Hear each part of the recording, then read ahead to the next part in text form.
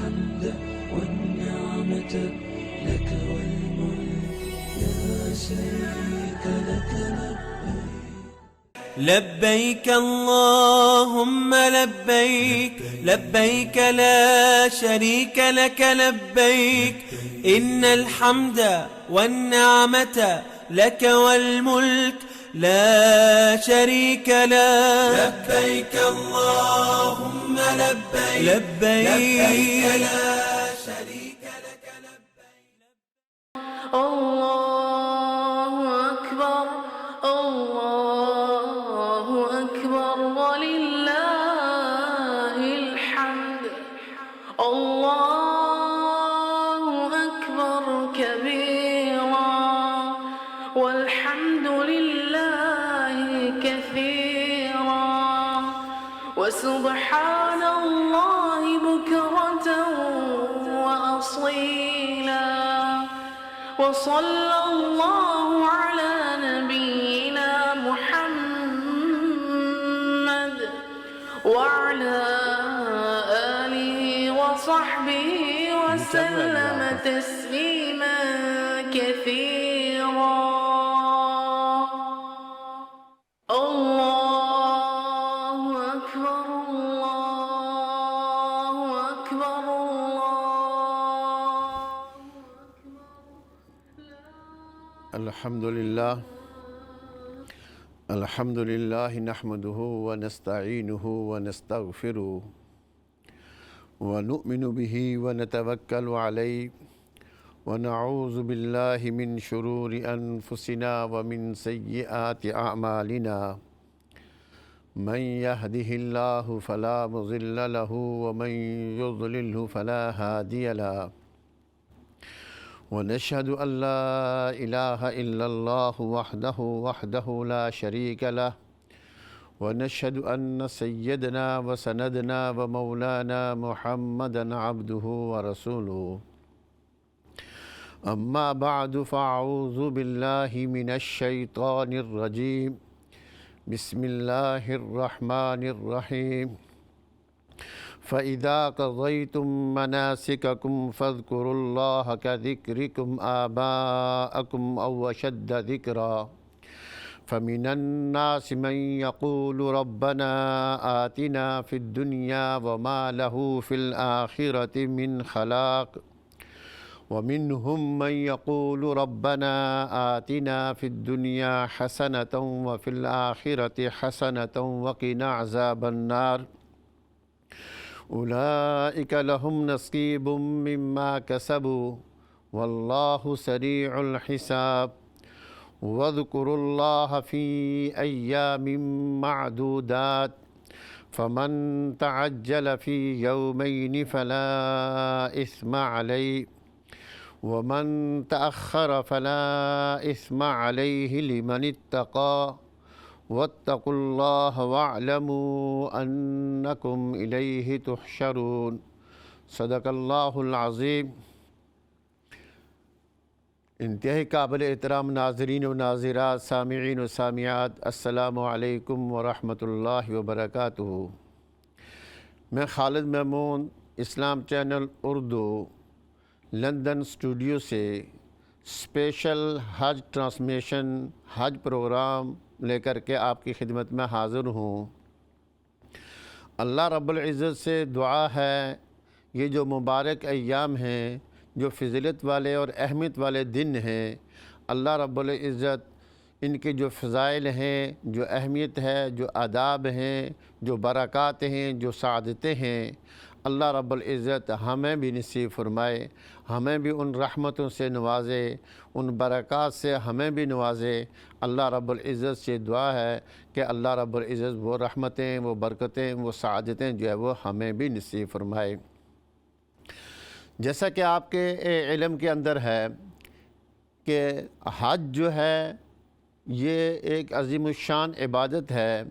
اللہ رب العزت نے اس مہینے کے اندر ذی الحجہ کے اندر دو بڑی عبادات جو ہیں حج جیسی جو ہے وہ مسلمانوں کو نصیب کی. حج جو ہے دنیا کے کونے کونے سے لوگ جو ہے وہ وہاں پر حرم کے اندر پھر وہ عرفات کے اندر چلے جاتے ہیں اور پھر عرفات سے مزدلفہ اور مزدلفہ سے پھر جو ہے دوبارہ جمرات کو رمی کرنے کے لیے مینا میں، اور مینا کے اندر جو ہے وہ 3 دن ٹھہرتے ہیں۔ جو میں نے آپ کے سامنے آیات پڑھی ہیں وَاذْكُرُوا اللَّهَ فِي أَيَّامٍ مَعْدُودَاتٍ، تو یہاں ایام معدودات سے مراد ذی الحجہ کی 11ویں تاریخ، 12ویں اور 13ویں تاریخ مراد ہے۔ ایام معدودات یعنی آج 11 ذی الحجہ ہے اور کل 12 اور پھر پرسوں جو ہے وہ 13 ہے۔ یہ جو ایام وَاذْكُرُوا اللَّهَ فِي أَيَّامٍ معدودات، یاد کرو اللہ کو گنتی کے چند دنوں میں۔ گنتی سے کیا مراد ہے؟ یعنی مفسرین فرماتے ہیں کہ ایام معدودات سے مراد 11 ذی الحجہ، 12 ذی الحجہ اور 13 ذی الحجہ جو ہے، جہاں پر حجاج جو ہے آج جو ہے مینا کے اندر وہ مقیم ہیں۔ تو میں عرض یہ کر رہا تھا کہ اللہ رب العزت نے یہ 2 عبادات جو ہیں، یہ بڑی عظیم الشان عبادات جو ہے وہ اس امت کو، مسلمانوں کو نصیب کی۔ ایک حج، اور حج کے اندر جو ہے انسان جو ہے اپنے رب کو، یعنی یہ آخری رکن ہے، 5واں رکن ہے، یہ اس شخص پر ہے جو صاحب استطاعت ہو، وہاں پر جانے کی جس کو پہنچ سکتا ہو اور اس کو زیادہ راہ بھی ہو، یعنی اس کے گھر کا خرچ بھی ہو، اپنے سفر کا خرچ بھی ہو، اپنے اہل و عیال کا خرچ جو ہے، جتنا عرصہ وہ سفر کے اندر رہے گا اتنا عرصہ اگر وہ اپنے گھر والوں کا، اہل و عیال کا خرچ اس کے پاس ہے تو اس شخص پر حج جو ہے وہ زندگی کے اندر ایک مرتبہ جو ہے وہ فرض ہے۔ تو گزشتہ پروگراموں کے اندر بھی یہ ذکر کیا تھا کہ اللہ رب العزت نے یہ حج جو ہے، یہ اس کا بیت اللہ کا طواف اور حج جو ہے یہ شروع سے جو ہے پہلی امتیں بھی، پہلے جو لوگ تھے وہ بھی کرتے رہے ہیں۔ تو اسلام سے پہلے جو ہے حج جو ہے یہ مشرکین بھی کرتے تھے، مومنین بھی کرتے تھے، موحد بھی کرتے تھے، جو اللہ کے ساتھ جو ہے جو شرک ٹھہراتے تھے ذات و صفات کے اندر، وہ بھی جو ہے اس کے بیت اللہ کا جو ہے وہ بھی اپنے اپنے انداز کے مطابق، اپنے اپنے طریقے کے مطابق جو ہے وہ حج کرتے تھے۔ نبی اکرم صلی اللہ علیہ وسلم کی بعثت کے بعد، آپ صلی اللہ علیہ وسلم کی ہجرت کے بعد، اور آپ صلی اللہ علیہ وسلم کے جب فتح مکہ سے پہلے تک، یہ سب جو قومیں تھیں، جو قبائل تھے، چاہے وہ مشرک ہو، چاہے وہ موحد ہو، مومن ہو، غیر مومن ہو، یہ سارے جو ہے اپنے اپنے انداز کے مطابق جو ہے یہ حج کرتے تھے۔ تو نبی اکرم صلی اللہ علیہ وسلم نے آ کر کے یہ اعلان کر دیا کہ آج کے بعد جو ہے، جب سن 8 ہجری کے اندر مکہ فتح ہوا اور سن 9 ہجری کے اندر جو ہے حضرت ابوبکر صدیق رضی اللہ تعالی عنہ کی امارت کے اندر جو ہے مسلمانوں نے، صحابہ کرام نے حج کیا، اور اس کے اندر جو ہے حضرت ابوبکر صدیق رضی اللہ تعالی عنہ سے چند اعلانات کروائے۔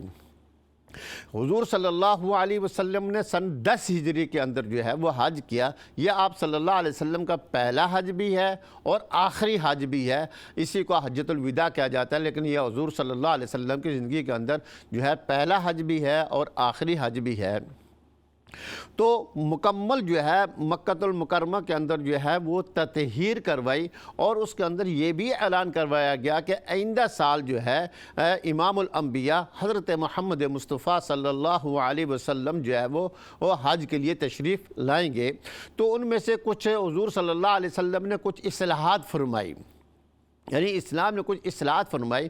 ان میں سے ایک اصلاحات تو یہ فرمائی کہ آئندہ کے لیے صرف جو ہے یہ مسلمانوں کی مخصوص عبادت ہے، مسلمان جو ہے اس کی عبادت کرتے ہیں، یہ مسلمانوں کے لیے مخصوص ہے، یہ انہی کا کام ہے۔ فرمایا کہ آئندہ کے لیے صرف مسلمان کریں گے، بلکہ قرآن حکیم کے اندر آتا ہے انما المشرکون نجس فلا یقربوا المسجد الحرام بعد عامہم ھذا، کہ آج کے بعد جو ہے صرف مسلمان ہی جو ہے حج بیت اللہ کے لیے تشریف لائیں گے، کیونکہ یہ مسلمانوں کے عبادت خانہ ہے اور انہی کے لیے یہ خاص ہے۔ تو ایک اصلاحات تو یہ کی کہ آئندہ کے بعد جو ہے اس حج جو ہے وہ ایماندار، جو اللہ پر ایمان رکھنے والا ہوگا، اللہ کی ذات و صفات پر ایمان رکھنے والا ہوگا، نبی اکرم صلی اللہ علیہ وسلم پر ایمان رکھنے والا ہوگا، تو وہی جو ہے حج بیت اللہ کر سکتا ہے، حدود حرم کے اندر جا سکتا ہے۔ ایک تبدیلی یہ بھی کی ہے، ایک اصلاح یہ بھی کی ہے کہ گزشتہ پروگرام کے اندر بھی اشاراتاً ذکر کیا تھا کہ وہاں پر بیت اللہ کے اندر، حرم میں، بیت اللہ کے اندر اور حدود حرم کے اندر جو ہے وہ بت کھڑے کیے ہوئے تھے، سینکڑوں کے حساب سے بت جو ہے وہ وہاں پر موجود تھے۔ تو حضور صلی اللہ علیہ وسلم نے جب 9 ہجری کے اندر یہ تبدیلی اور اصلاحات کی ہے کہ مکۃ المکرمہ کو جو ہے بتوں سے جو ہے وہ پاک کر دیا، وہاں کے بتوں کو صاف کر دیا، بتوں کو وہاں سے نکال دیا گیا، بلکہ پورا جزیرۃ العرب جو ہے بت خانوں سے، بت قدوں سے جو ہے آپ صلی اللہ علیہ وسلم نے پاک کیا۔ کہا کہ وَأَتِمُّ الْحَجَّ وَالْعُمْرَةَ لِلَّهِ، اب جو شخص بھی عمرہ کرے گا، حج کرے گا، وہ خالص اللہ کے لیے کرے گا، صرف اللہ کی ذات کے لیے جو ہے وہ حج اور عمرہ کرے گا، اس کے اندر اور کسی چیز کا شائبہ نہیں تھا۔ چونکہ پہلے قبائل جو تھے، جو مشرکین تھے، تو وہ حج بیت اللہ کے لیے جاتے تو وہ ساتھ ساتھ وہ اپنے بتوں کے سامنے بھی حاضری لگاتے، ان کے سامنے بھی جو حاضری لگاتے، ان کے سامنے بھی پیش ہوتے۔ تو آپ صلی اللہ علیہ وسلم نے بتوں کو صاف کر دیا اور کہا کہ اب صرف اور صرف اللہ کے لیے عبادت ہوگی، اور جو حج اور عمرہ کرے گا وہ خالص اللہ کے نیت کر کے آئے گا۔ اور ایک تبدیلی یہ بھی کی، ایک اصلاح یہ بھی کی ہے کہ اس بیت اللہ کے اندر جو ہے جوا کھیلا جاتا تھا، یعنی تیر کے ساتھ جو ہے وہ ایک قسم کی لاٹری اور جوا کھیلا جاتا تھا۔ تو آپ صلی اللہ علیہ وسلم نے اس کو بھی وہاں سے ختم کیا۔ یہ حدود حرم کے اندر، بلکہ مسجد حرام کے اندر یہ ہوتا تھا، مطاف کے اندر یہ ہوتا تھا، جوا کھیلا جاتا تھا۔ اور یہاں تک کہ انہوں نے حضرت ابراہیم علیہ السلام اور حضرت اسماعیل علیہ السلام کے بت بھی بنائے ہوئے تھے، نعوذ باللہ، اور ان کے ہاتھوں کے اندر تیر جو ہے وہ پکڑائے ہوئے تھے۔ تو اللہ کے رسول صلی اللہ علیہ وسلم نے فرمایا، بخاری شریف کی روایت ہے، قاتلہم اللہ، اللہ ان کا بیڑا غرق کرے۔ تو ان کو یہ پتہ تھا کہ یہ جو بزرگ حضرت ابراہیم علیہ السلام، حضرت اسماعیل علیہ السلام، انہوں نے زندگی میں کبھی جو ہے وہ جوا نہیں کھیلا، تو انہوں نے یہاں پر ان کے بت بنا کر کے ان کے ہاتھوں کے اندر تیر پکڑائے ہوئے ہیں۔ تو آپ صلی اللہ علیہ وسلم نے ایک جو ہے یہاں سے یہ اصلاحات کی کہ یہ جوئے کا نظام، یہ لاٹری کا نظام جو ہے وہاں سے وہ ختم کر دیا۔ آپ صلی اللہ علیہ وسلم نے اس کے بعد یہ ہے کہ وہاں پر جیسے کیا تھا کہ ننگا طواف کرتے تھے۔ وہ لوگ کہتے تھے کہ یہ قبائل تھے، وہ یہ کہتے تھے کہ ہم چونکہ جب پیدا ہوئے ہیں، جب بچہ پیدا ہوتا ہے تو وہ ننگا پیدا ہوتا ہے، تو جب ہم ننگے پیدا ہوئے ہیں تو ہم جب اللہ کے گھر کے اندر جائیں گے تو ہم جو ہے اسی حالت میں جائیں گے جس حالت میں ہم پیدا ہوئے ہیں، ننگے پیدا ہوں گے۔ مرد تو بالکل ننگے ہوتے تھے، ان کے جسم پر جو ہے وہ کوئی ایک دھاگا بھی نہیں ہوتا تھا، اور عورتیں جو ہے وہ انڈر ویئر قسم کا پہن لیتی تھی، جیسے جو ہے تھوڑا بہت جو اپنے آپ کو چھپا لیتی تھی۔ تو خیر نبی اکرم صلی اللہ علیہ وسلم نے یہ اعلان فرما دیا کہ آئندہ کے لیے کوئی شخص ننگا طواف نہیں کرے گا، بلکہ بیت اللہ کی وردی اور یونیفارم مقرر کر دیا، اور کہا کہ آئندہ کے لیے جو بھی آئے گا حدود حرم میں میقات سے اس وقت تک گزر نہیں سکتا، اس کی اجازت نہیں ہوگی جب تک وہ بیت اللہ کی وردی اور بیت اللہ کا یونیفارم یعنی احرام کی 2 چادریں جو پہن کے جو ہے یہ ایک لباس مقرر کر دیا۔ اور یہ لباس ایسا مقرر کیا کہ اس کے اندر سب شامل ہیں، چاہے وہ بادشاہ ہو، چاہے وہ اس کا جو ہے وزیر ہو، چاہے فقیر ہو، چاہے امیر ہو، چاہے جو ہے ملازم ہو، چاہے اس کا جو ہے مالک ہو، سب جو ہے ان کا ایک ہی لباس ہوگا، ایک ہی یا 2 چادروں کے اندر ہوگا۔ ہمارے ساتھ ایک کالر، ان کی بات سن لیتے ہیں۔ السلام علیکم۔ وعلیکم السلام ورحمۃ اللہ وبرکاتہ۔ مفتی صاحب خیریت جناب؟ حضرت خیریت؟ الحمدللہ رب العالمین۔ آپ کو حج مبارک اور عید مبارک ہو جناب۔ خیر مبارک۔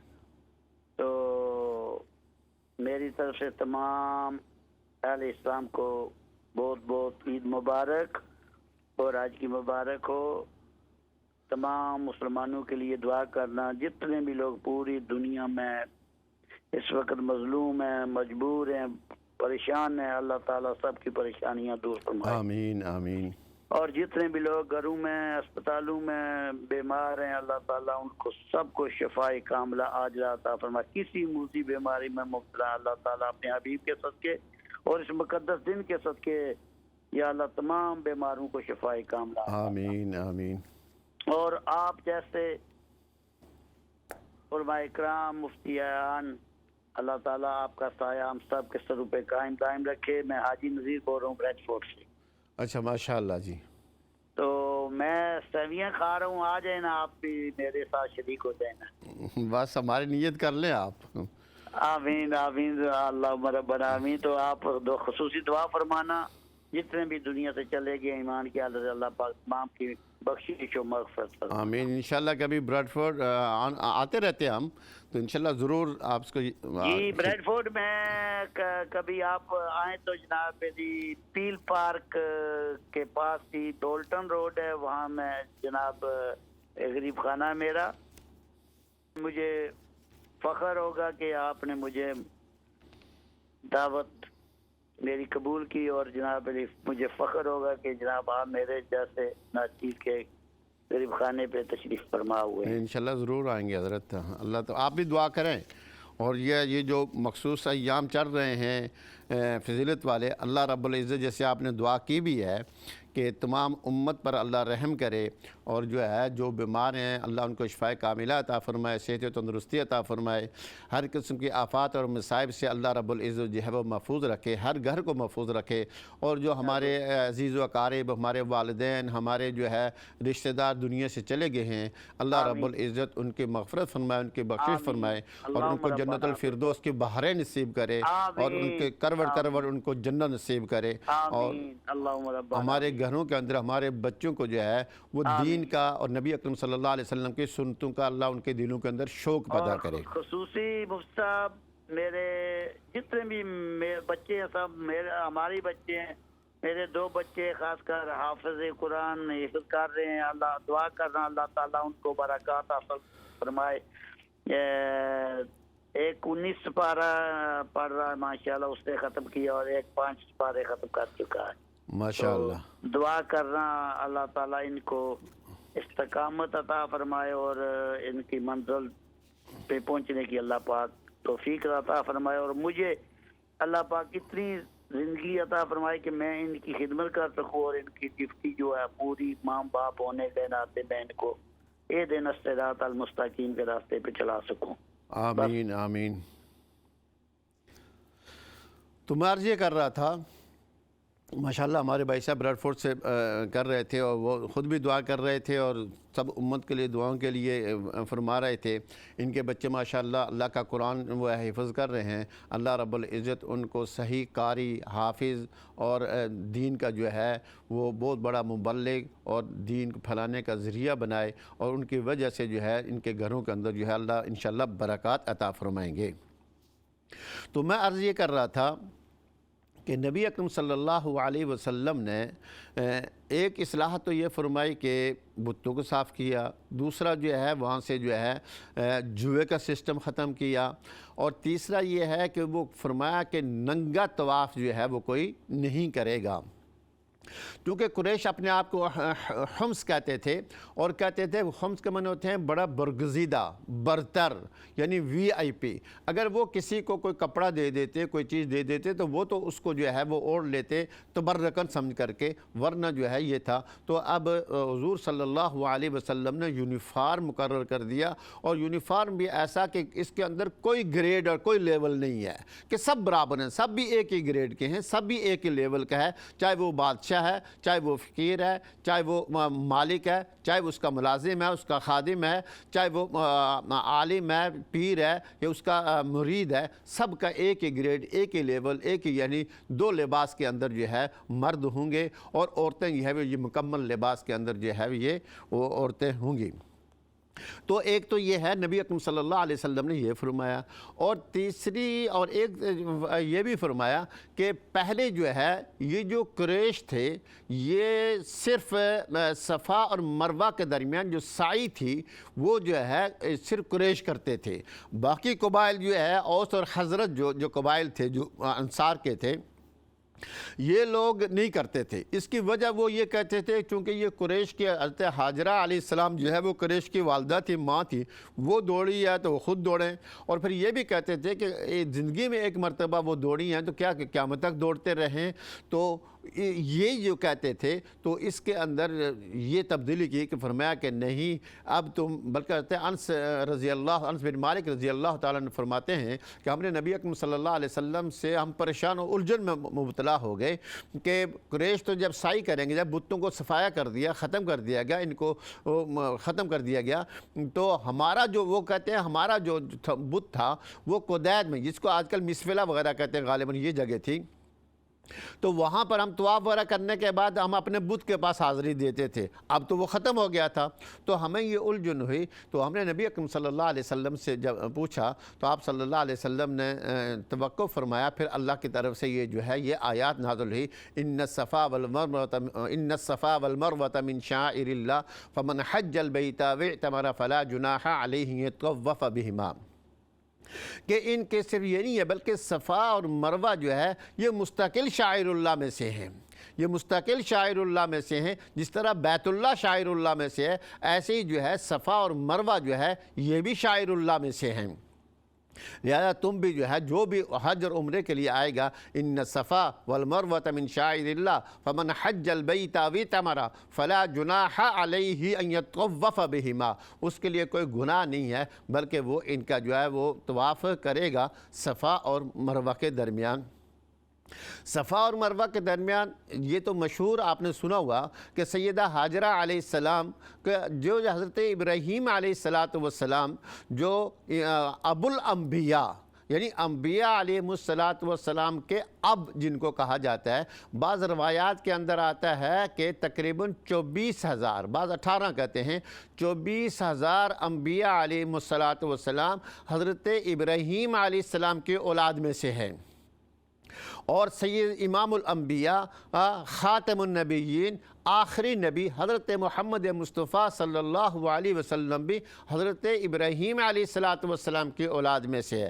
حضرت ابراہیم کے بعد جتنے انبیاء علیہ السلام دنیا میں تشریف لائے وہ حضرت ابراہیم علیہ السلام کی اولاد میں سے ہیں۔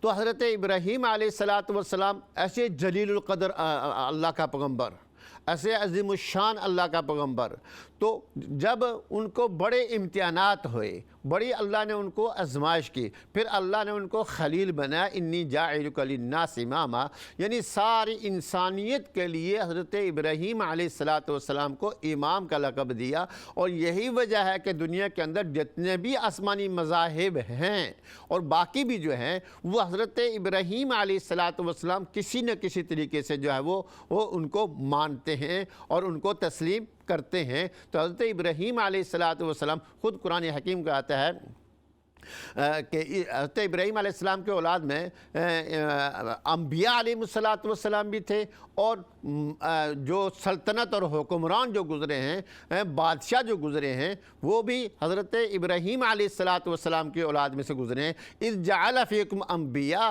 وجعلکم فیہا ملوکا، کہ حضرت ابراہیم علیہ السلام کی جو ہے نسل میں سے اللہ نے نبوت بھی رکھی ہے اور سلطنت بھی رکھی ہے۔ تو حضرت ابراہیم علیہ السلام ایسے جلیل القدر پیغمبر ہے۔ جب ان کو بیٹا دیا، اب یہاں پر بھی یہ عجیب فلسفہ ہے، اللہ رب العزت بڑے نیاز مند ہیں، اگر دینے پر آئے تو اپنے نافرمانوں کو درجنوں کو درجنے بیٹے عطا فرمائے، اور نہ دینے پر آئے تو اپنے بڑھاپے تک اپنے محبوب اپنے خلیل پیغمبر کو جو ہے بیٹا عطا نہ کرے، اور ان کی اہلیہ جو ہے جو ساجدہ طیبہ طاہرہ عابدہ زاہدہ حضرت حاجرہ علیہ السلام جو ہے ان کی گود جو ہے وہ اولاد سے محروم ہے۔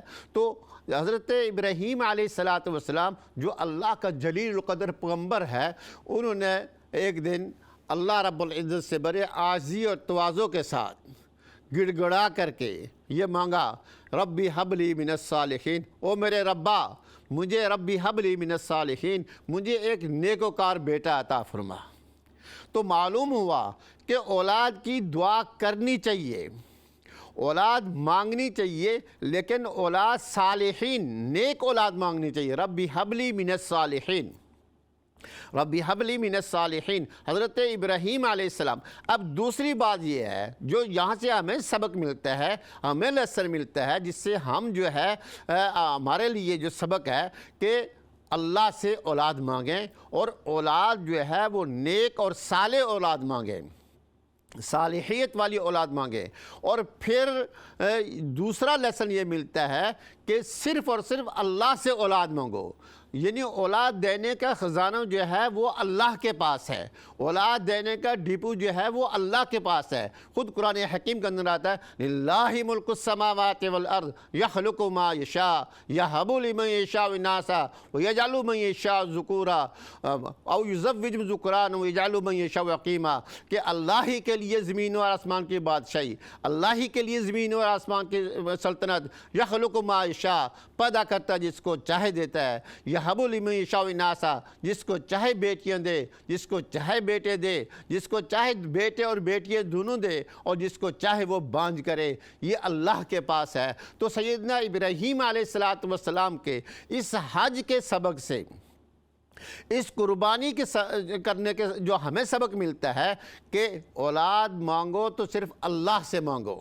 نہ کسی فرشتے سے، نہ کسی نبی سے، نہ کسی ولی سے، نہ کسی فقیر سے، نہ کسی پیر سے، صرف اور صرف اللہ کا جلیل القدر پیغمبر، جس کی اولاد میں سے ہزاروں انبیاء علیہ السلام آئے، جو ابو الانبیاء، انبیاء علیہ السلام کے جو باپ ہیں، جو والد ہیں، وہ اور حضور صلی اللہ علیہ وسلم کے جد اعلیٰ کے اندر آتے ہیں، اور وہ اولاد مانگتے ہیں، بیٹا مانگتے ہیں، اللہ سے مانگتے ہیں۔ ربی حبلی من الصالحین، اے میرے رب مجھے اولاد عطا فرما اور نیک بیٹا عطا فرما۔ تو اللہ رب العزت نے حضرت ابراہیم علیہ السلام کی اس تواضع، اس عاجزانہ، اس درخواست کو، اس گزارش کو قبول فرمایا۔ فرمایا بشرناہ بغلام حلیم، اے ابراہیم ہم آپ کو خوشخبری دیتے ہیں اور بیٹا دیں گے، اور بیٹا بھی ایسا حلیم۔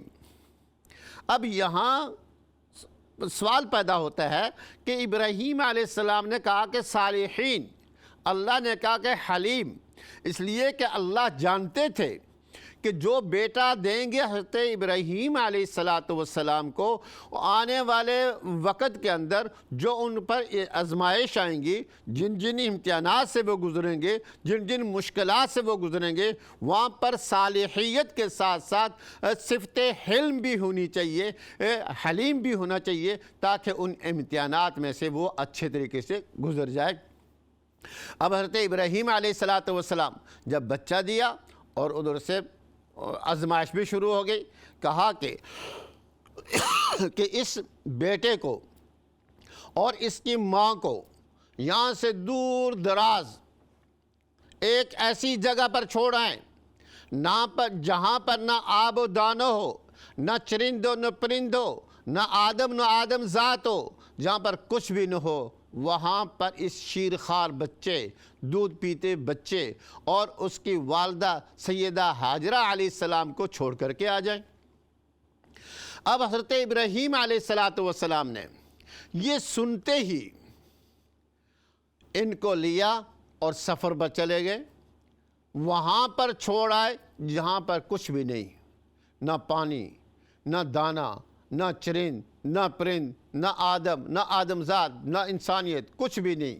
وہاں پر چھوڑ کر کے جب واپس ہونے لگے تو سیدہ ہاجرہ علیہ السلام نے پوچھا کہ آپ جو ہمیں چھوڑ کر کے جا رہے ہو، چلو میرا نہیں تو شیرخوار بچے کا تو خیال کرتے، اس کو کیا کریں گے؟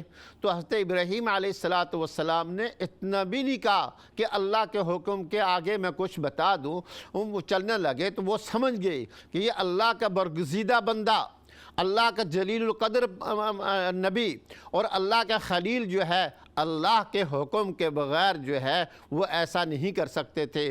کہا کہ کیا اللہ کا حکم ہے؟ حضرت ابراہیم علیہ السلام نے کہا نعم، ہاں۔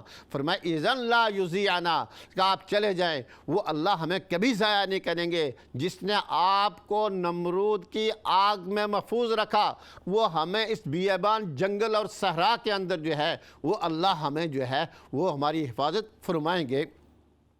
اب جب وہاں سے چلے، اب جب بیوی بچے ان سے آنکھوں سے اوجھل ہوئے تو حضرت ابراہیم علیہ السلام نے ایک دعا مانگی. وہ دعا ایسی مانگی کہ زمین عرش و فرش جو ہے وہ گھوم گئے.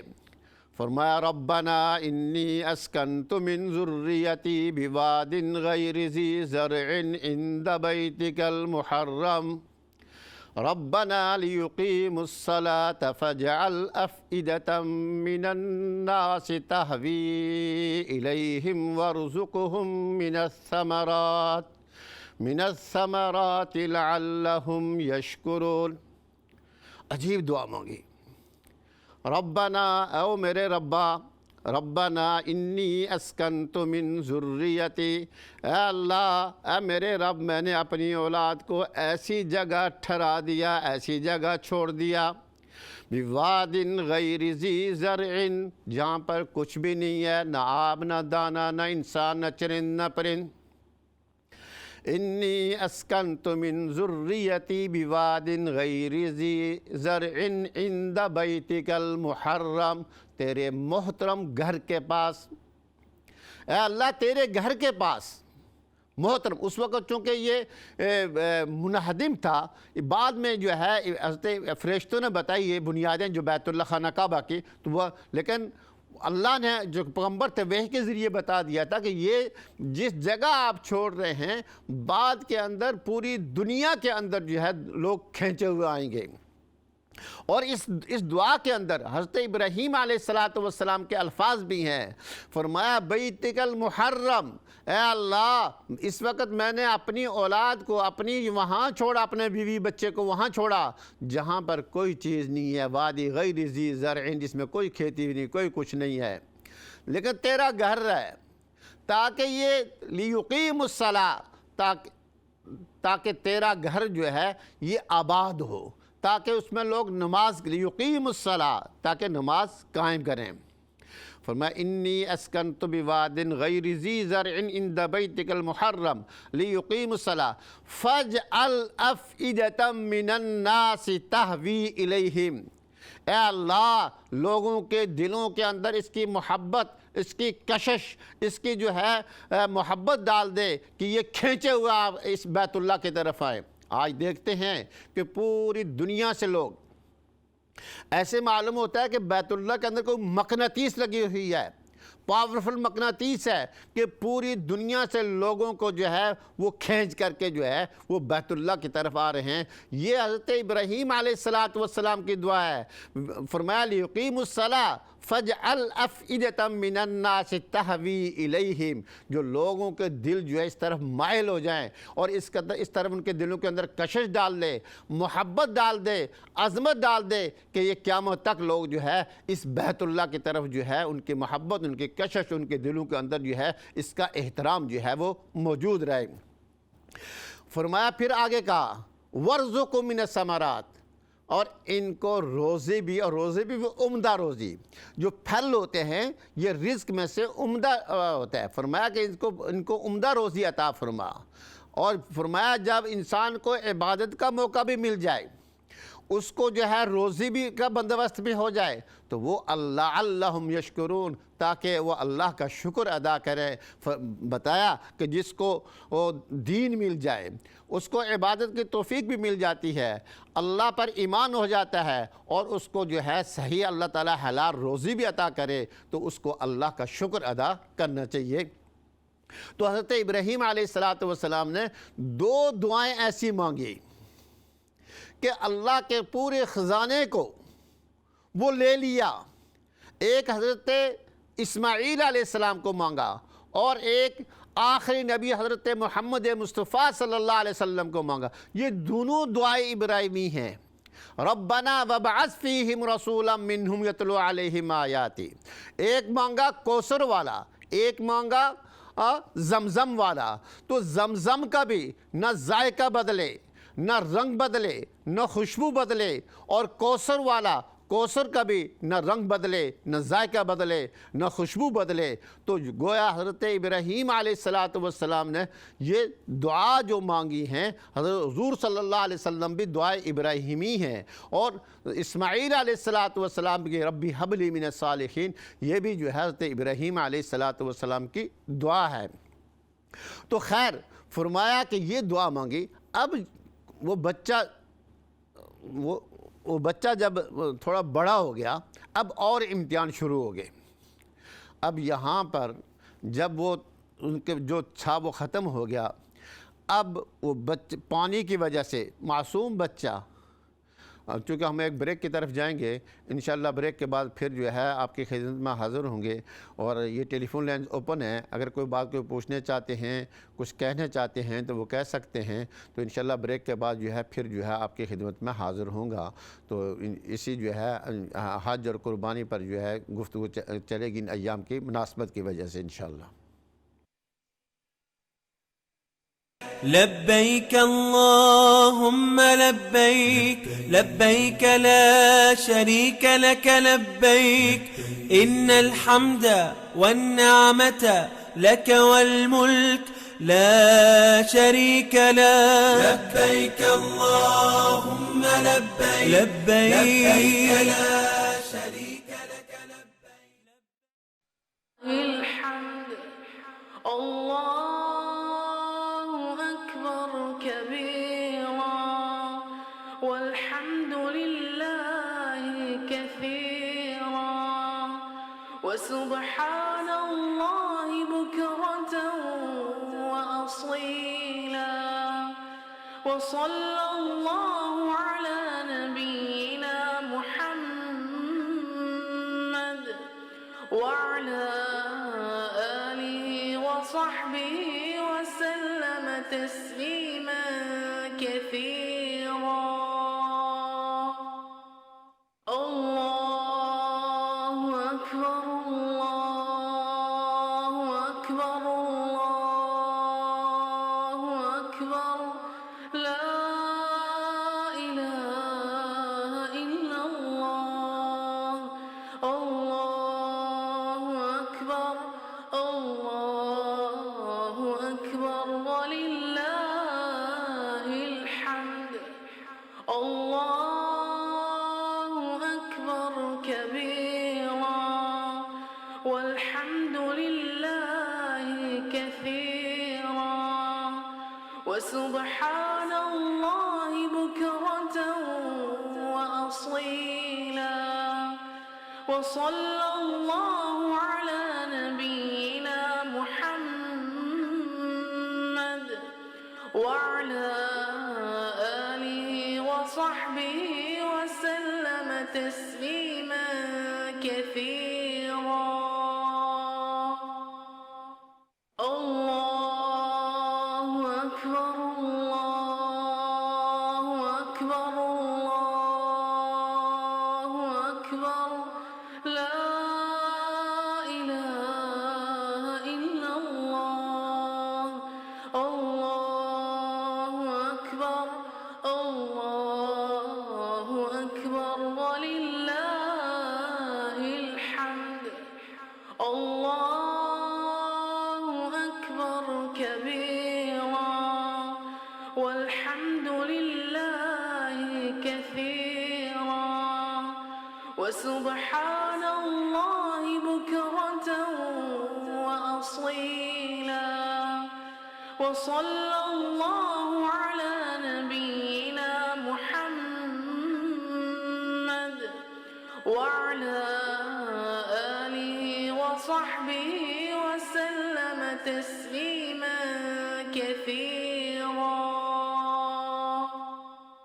الله أكبر الله أكبر الله أكبر لا إله إلا الله. الله أكبر الله أكبر ولله. बिस्मिल्लाहिर्रहमानिर्रहीम। ब्रेक के बाद फिर मैं हाज़िर हूँ। टेलीफोन लाइन्स ओपन है, کوئی بات کوئی کچھ کہنا چاہتے ہیں، کوئی شیئر کرنا چاہتے ہیں تو کر سکتے ہیں۔ تو اس سے پہلے جو ہے ہماری گفتگو یہ چل رہی تھی کہ سیدنا ابراہیم علیہ السلام کو جن کی وجہ سے یہ جو حج جو ہے وہاں سے جو شروع ہوا، اور حضرت ابراہیم علیہ السلام کی جو ہے قربانی جو کی تھی انہوں نے اپنے بیٹے کی، جو مسئلہ تھا، تو وہ اس کی وجہ سے پوری امت پر جو ہے قیامت تک کے لیے چیزیں جو ہے یہ مقرر کر دی گئی۔ تو حضرت ابراہیم علیہ السلام نے جب اپنے بیٹے اور اپنی اہلیہ کو یہ جو جہاں پر حرم ہے، یہ جو صفا اور مروہ جو ہے بیت اللہ، یہاں پر آ کر چھوڑ، اس وقت تو کچھ بھی نہیں تھا، وادی غیر ذی زرع تھی۔ تو اب جب وہ پانی وغیرہ جو ختم ہو گیا، تو اب جو ہے وہ جو بچہ تھا حضرت اسماعیل علیہ السلام، وہ پانی کی وجہ سے ان کا گلا جو ہے وہ خشک ہو گیا، اور وہ چیخنا رونا بچہ جو شروع ہو گیا۔ اب ماں تھی جو وہ برداشت نہیں کر سکی۔ اب ماں کبھی بھی برداشت نہیں کر سکتی اس کے بچے کو جناب پیاس سے مر رہا ہو، بھوک سے مر رہا ہو، کسی تکلیف سے ہو، تو ماں تو ایسی چیز اللہ نے ایسی نعمت پیدا کی ہے، ایسی جو ہے محبت پیدا کی ہے، سراپا محبت ہی محبت ہوتی ہے ماں، کہ وہ اب سب کچھ برداشت کر سکتی ہے، لیکن اپنی اولاد کو جو ہے وہ کسی قسم کی تکلیف جو ہے اس اپنے بس کے اندر جو ہے وہ برداشت نہیں کر سکتی۔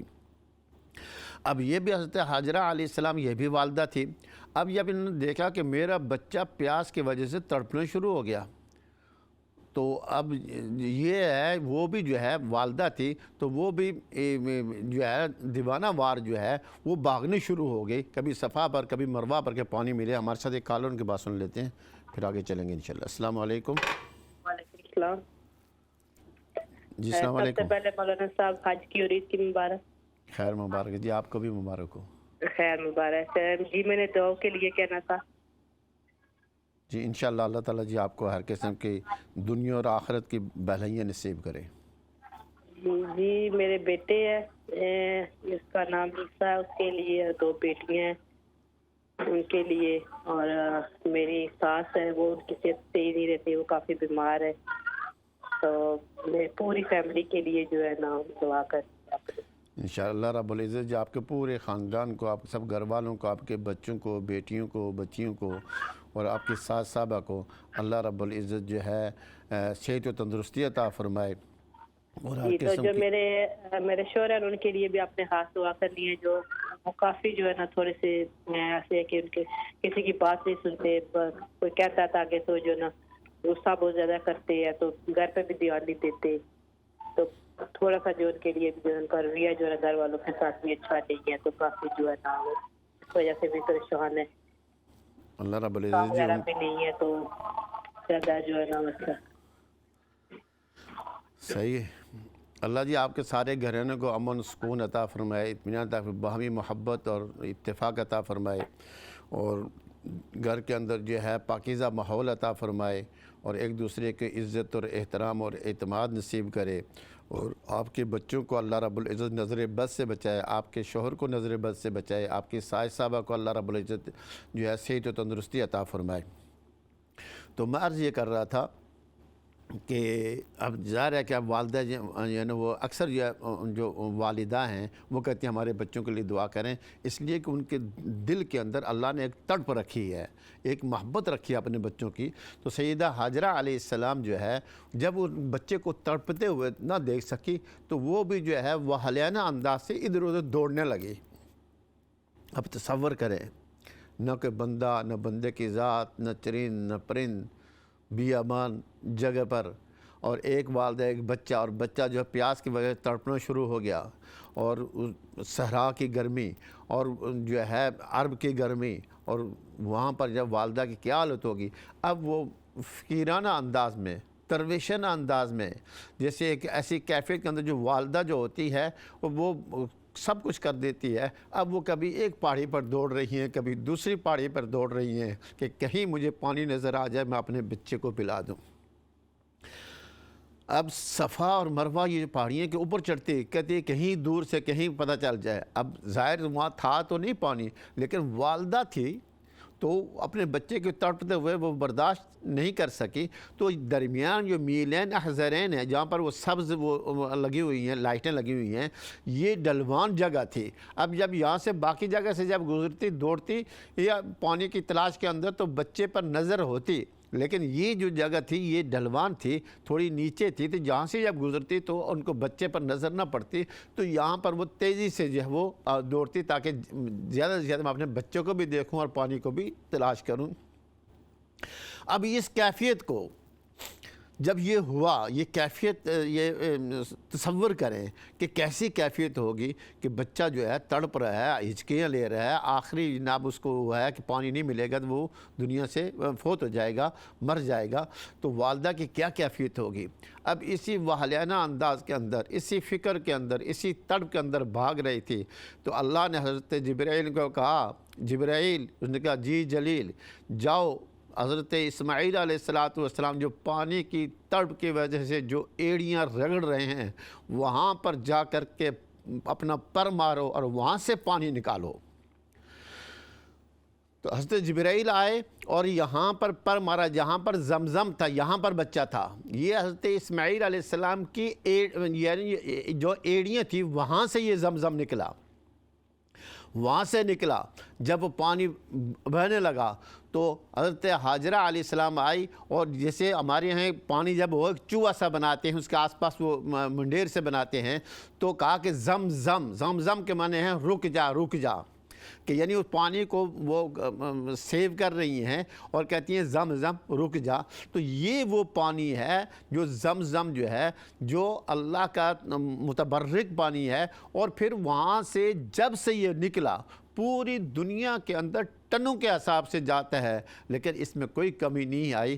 یہ حضرت اسماعیل علیہ السلام کی جب تڑپ رہے تھے تو جبرائیل امین نے آ کر کے پر مار کر کے یہ پانی نکالا۔ خیر، تو یہ جو فرمایا یہ صفا اور مروہ کے درمیان یہ دوڑنا ہے، فرمایا کہ جیسے میری بندی زاہدہ طیبہ طاہرہ ساجدہ ذاکرہ جس واہلانہ انداز سے، جس درد کے ساتھ وہ دوڑ رہی تھی، تو اگر تم بھی دوڑو گے جیسے اس پر اللہ کی رحمت ہوئی، تو جب اسی درد اور اسی کیفیت سے، اسی لگن کے ساتھ جب اللہ کے سامنے آپ وہاں سے دوڑیں گے تو پھر اللہ کی رحمت تم پر بھی ہوگی۔ ہمارے سے کالر ان کی بات سن لیتے ہیں۔ السلام علیکم۔ وعلیکم السلام، آپ کو عید مبارک ہو۔ خیر مبارک جی، آپ کو بھی۔ حج کی یہ سعادتیں بھی ہم دیکھ بھی رہے ہیں۔ تو قاری صاحب آپ کا یہ جو بیان ہے بہت ہمارے لیے ایک لیسن بھی ہے، جس طرح آپ کہہ رہے ہیں مجھے بہت اچھا لگا یہ جو آپ نے کہا کہ اولاد مانگے مگر نیک مانگے۔ تو یہ آج سے 60 سال 70 سال پہلے یہ چیزیں ہمارے معاشرے میں یہ چیزیں نہیں تھی، یہی ہوتا تھا بہو کے اولاد ہو جائے، بہو کے اولاد ہو جائے یا بیٹی کے اولاد ہو جائے۔ تو واقعی سچ ہے کہ اولاد نیک ہوگی تو گھروں میں امن سکون ہوگا۔ تو میرے لیے ایک دعا خصوصی کر دیں کہ ہماری فیملی کی ایک شادی ابھی بھی ہوئی ہے، 5 ماہ ہوئے ہیں، تو وہ ان لوز بہت کلوز ہیں، مگر وہ اس بچی کو کافی ڈسٹرب کرتے ہیں، مطلب باتوں سے بھی، اور جانے بھی نہیں دیتے، عید پہ بھی نہیں جانے دیتے۔ تو اس طرح کی سچویشن ہے۔ تو نام اس لیے نہیں لے رہے کہ آن ایئر کوئی سن لے گا تو کہیں گے کہ ہماری بات ہائی لائٹ ہو گئی ہے۔ تو اس کی مام کو بھی بہت تکلیف ہے، اور ڈیڈ جو ہے اس کو مطلب اتنا ہوا کہ وہ بیچارے بے ہوش ہو گئے سن کے جب بیٹی کو انہوں نے نہیں بھیجا۔ کلوز رشتے ہیں، یہ نہیں بھی کوئی باہر کے لوگ ہیں۔ تو یہ چیزیں جو ہیں گھروں میں، بیٹوں کی تربیت بہت ضروری ہے، بیٹیوں کی بھی تو ہوتی ہے، مگر جو بیٹے ایک رخ کو دیکھتے ہیں کہ ہمارے انڈر میں اب ہماری مرضی، ہم بھیجیں نہ بھیجیں، تو یہ چیزیں ہمارے معاشرے میں اولاد نیک ہوگی تو اپنے گھر کو لے چلے گی، ورنہ امن نہیں ہوگا۔ یہ حج کا جو فلسفہ ہے ہمیں سمجھنے کی ضرورت ہے۔ تو میں آپ سے درخواست کرتی ہوں کہ ہماری فیملی کے لیے، سب کے لیے دعا کر دیجیے۔ اللہ رب العزت جو ہے ماں جانتی ہے جو فلسفہ ہے کہ آج ہم یہ سمجھ جائیں تو گھروں میں امن بھی ہو جائے۔ اللہ رب العزت جو ہے آسانی فرمائے اور آپ کے گھروں کے اندر برکتیں عطا فرمائے، آپ کی اولاد کو آپ کی یہ جو کچھ ناچاکی ہے اللہ رب العزت جو ہے ایک دوسرے کی قدر کرنے کی توفیق عطا فرمائے۔ یہ جو گھروں کے اندر جو بچیاں آتی ہیں تو یہ بھی بچیاں ہوتی ہیں ہماری، اور ان کے بھی جذبات ہوتے ہیں. تو معاشرہ جو ہے یہ دونوں سے جو ہے ادب اور احترام اور عزت ایک دوسرے کے قدر کرنے سے ہوتا ہے. یہ جو ساس و سسر ہوتے ہیں یہ بھی ایک قسم کے والدین کی، ان کو بھی ویسے ہی احترام دینا چاہیے، ویسے ہی عزت کرنی چاہیے جس طرح انسان اپنے والدین کی کرتا ہے، اور یہ بھی ایک والدین کے درجے کے اندر آتے ہیں. ان کے بھی جو ہے قدر اور احترام کرنا چاہیے. اور گھروں کے اندر جو ہے اصل چیز یہ ہے کہ سچی بات یہ ہے کہ اگر ہم نبی اکرم صلی اللہ علیہ وسلم کی تعلیمات پر عمل کریں تو کبھی گھروں کے اندر بے اتفاقی نہیں پیدا ہوتی. جو ہمارے دین نے جو حدود مقرر کر دی ہیں ان پر ہم سٹاپ کریں اور جو کہا ہے اس پر ہم چلیں تو کبھی محبت میں اندر کمی نہیں آتی، کبھی بے اتفاقی نہیں آتی. ہمارا دین جو ہے یہ نیچرل دین ہے، یعنی نیچرل کہتے ہیں جس طرح پیاس جو ہے پانی جو ہے وہ پیاس کو بجھاتا ہے، کھانا جو ہے وہ بھوک کو ختم کرتا ہے، ایسے ہی دین جو ہے یہ معاشرے کی اصلاح کرتا ہے. اور یہ ہمارے جو ہے مہد سے لے کر کے لحد تک، یعنی بچہ جب پیدا ہوتا ہے وہاں سے لے کر کے قبر تک نبی اکرم صلی اللہ علیہ وسلم نے جو دین لائے ہمارے لیے رہنمائی کی ہے کہ بچہ پیدا ہوگا اس کا اذان دینی ہے، اس کو یہ کرنا ہے، اور لحد تک جب لٹائیں گے تو وہاں بھی بتایا کہ اس کا جو ہے چہرہ کس طرف کرنا ہے. تو ہمارے دین جو ہے ہر قدم پر ہماری رہنمائی کی ہے، اور اگر ہم اس پر چلیں گے تو کبھی جو ہے وہ پریشانی نہیں ہوگی. اللہ ہمیں چلنے کی توفیق عطا فرمائے. ایک کالر نے بات سن لیتے ہیں. السلام علیکم. وعلیکم السلام. مولانا صاحب میں نے دعا کرانی ہے اپنے بیٹے کی شادی کے لیے، تو اچھا کوئی رشتہ ملے اس کی شادی کے لیے. آمین. اللہ رب العزت جو ہے آپ کو بچے کو اچھی کوئی بہو ملے، آپ کو اچھی بہو ملے، آپ کے بچے کو اچھی اہلیہ ملے، اور انشاءاللہ جو ہے وہ آپ کے جذبات کی وجہ سے اللہ بہتر عطا فرمائیں گے. تھینک یو ویری مچ، شکریہ. اللہ رب العزت آپ کے گھر کے اندر خوشیاں عطا فرمائے.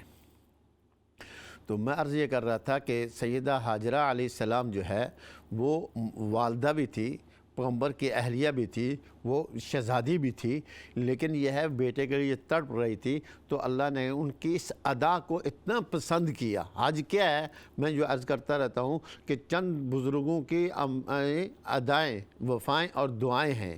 کس کی ادائیں؟ حضرت حاجرہ کی. کس کی دعائیں؟ حضرت ابراہیم علیہ السلام. کس کی وفائیں ہیں؟ حضرت اسماعیل علیہ السلام کی. کس کی ادائیں ہیں؟ حضور علیہ السلام. کس کی ادائیں ہیں؟ صحابہ کرام کی. تو یہ ساری ادائیں، چند وفائیں، چند دعائیں جو ہے یہ حج بن گئی. کس کی؟ ابراہیم علیہ السلام کی. کس کی؟ اسماعیل علیہ السلام کی. کس کی؟ حضرت حاجرہ علیہ السلام کی. تو وہ فرمایا کہ جو شخص یہاں تک اب حج اور عمرہ کرے گا اس کو صفا اور مروہ کے درمیان جو ہے وہ چکر لگانے پڑیں گے. تو اللہ سے امید ہے کہ جب وہ اسی کیفیت سے، اسی درد کے ساتھ، اسی لگن کے ساتھ جب وہ وہاں سعی کرے گا تو اللہ کی رحمتیں اور اللہ کی برکتیں جو ہے وہ اس کو نصیب ہوں گی. تو ایک یہ ہے کہ نبی اکرم صلی اللہ علیہ وسلم سے پہلے جو میں نے عرض کیا کہ یہ صرف قریش جو ہے وہ اس کی اور آپ کے حلیف قبائل جو ہے وہ اس کی سعی کرتے تھے.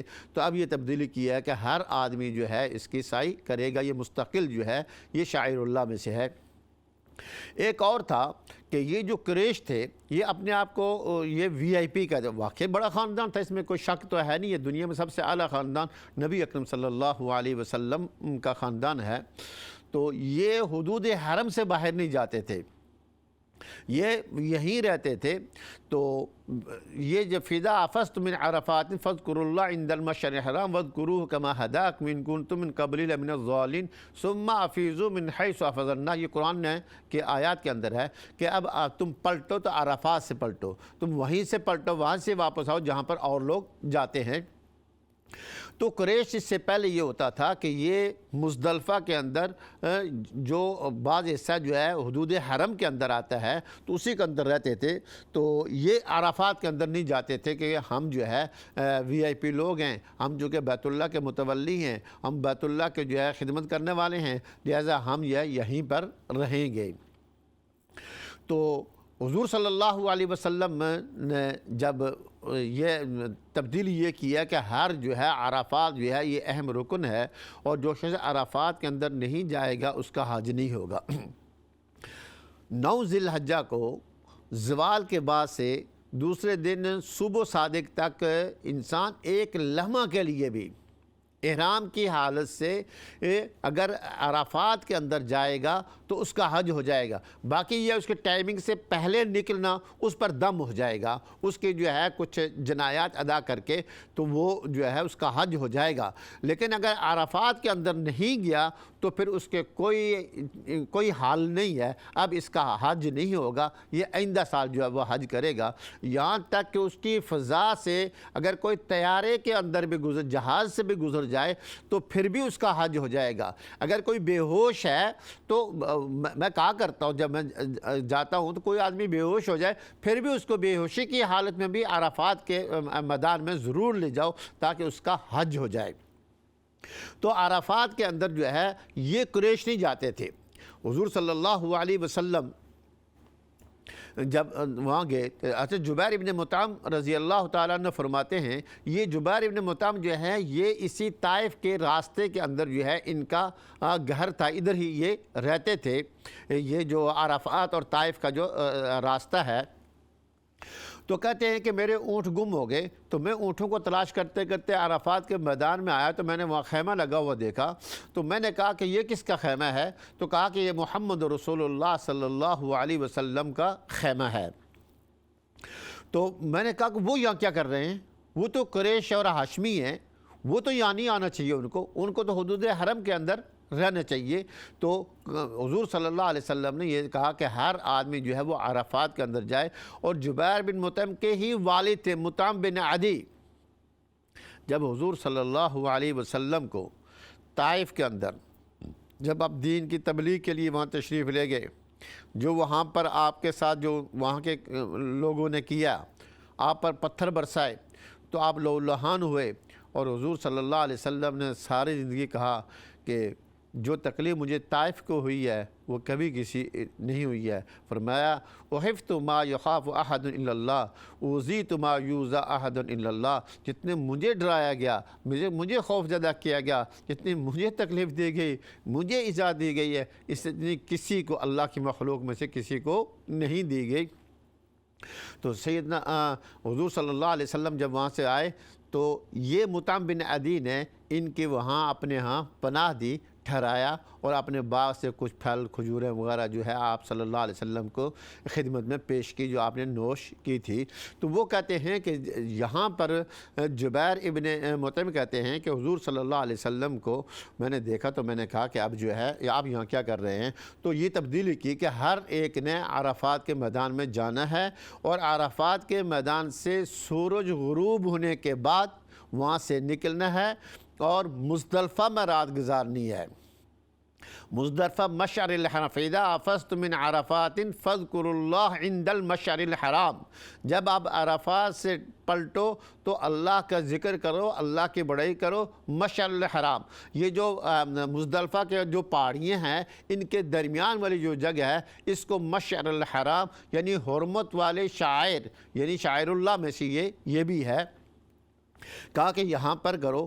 اب وہاں سے پھر مزدلفہ سے نکل کر کے، جیسا کہ آپ کو معلوم ہے کہ کل کو جو ہے وہ صبح کے وہاں سے نکلے اور آ کر کے رمی کرنے کے بعد جو ہے انہوں نے قربانی کرتے ہیں، اور قربانی کے بعد جو ہے وہ حل کرتے ہیں، اور حل کرنے کے بعد جو ہے پھر طواف زیارت کرتے ہیں، جو حج بیت اللہ کا بڑا کل کا دن جو ہے بڑا جو ہے ٹائٹ دن تھا، بڑی جو ہے جدوجہد کا دن تھا، انسان یہ ایسے کام کرتا ہے اور پھر یہ قربانی کرتا ہے۔ اب قربانی جو ہے یہ اس کی ابتدا اس وقت تک، جیسے نماز ہر قوم ہر پیغمبر کے لیے کی قوموں کے لیے عبادت تھی، ایسی قربانی بھی یہ جو ہے ہر قوم کرتی تھی، لیکن پہلے لوگ قربانی کرتے تھے بتوں کے نام سے مشرکین، اور جو ہے جو ایمان والے لوگ ہوتے تھے وہ اللہ کے نام کی قربانی کرتے تھے۔ اور قربانی کی ابتدا جو ہے وہاں سے ہوئی جب سے نسل انسانی کی ابتدا ہوئی، وہاں سے قربانی کی ابتدا چلی۔ جب حضرت آدم علیہ السلام دنیا میں تشریف لائے اور یہ دنیا آباد ہوئی، وہاں سے قربانی کی عبادت بھی جاری اور ساری ہے۔ سب سے پہلے حضرت آدم علیہ السلام کے بیٹے حابیل اور قابیل نے قربانی پیش کی۔ اس کا ذکر قرآن حکیم کے اندر آتا ہے، وَاتْلُ عَلَيْهِمْ نَبَأَ ابْنَيْ آدَمَ بِالْحَقِّ إِذْ قَرَّبَا قُرْبَانًا فَتُقُبِّلَ مِنْ أَحَدِهِمَا وَلَمْ يُتَقَبَّلْ مِنَ الْآخَرِ۔ جب حابیل کے دو بیٹوں نے قربانی پیش کی اور ایک ہی قربانی کو اللہ نے قبول کر دیا اور ایک ہی قربانی کو اللہ نے قبول نہیں کیا، حسب دستور وہاں اس وقت یہ ہوتا تھا کہ پہلے حضور صلی اللہ علیہ وسلم تک پہلے کسی کے کوئی آدمی قربانی کرے یا کوئی مال غنیمت ہو تو اس کو خود استعمال کرنے کی اجازت نہیں تھی، بلکہ قربانی وہ قبول ہوتی تھی اور مال غنیمت وہ جہاد قبول ہوتا تھا جس کو آسمان سے ایک آگ آتی اور اس کو وہ جلا کر کے راکھ کر دیتی، جلا دیتی۔ تو ایسے ہی حابیل نے، حضرت آدم علیہ السلام کے بیٹے حابیل نے جو ہے یہ قربانی کی میڈے کی، دمبے کی، اور قابیل نے جو ہے اللہ کے ہاں قربانی پیش کی اپنے غلہ وغیرہ کے کھیت وغیرہ سے جو ہے گندم وغیرہ یا کچھ غلہ جو فصل وغیرہ کی وہ قربانی پیش کی۔ تو حسب دستور آسمان سے آگ آئی، حابیل کی قربانی کو جلا دیا، وہ قبول ہو گئی، اور قابیل کو چھوڑ دیا، وہ قبول نہیں ہوئی۔ ہم چونکہ بریک کی طرف جا رہے ہیں، بریک کے بعد انشاءاللہ پھر آ کر کے بات یہیں سے چلائیں گے، آپ حضرات دیکھتے رہیں۔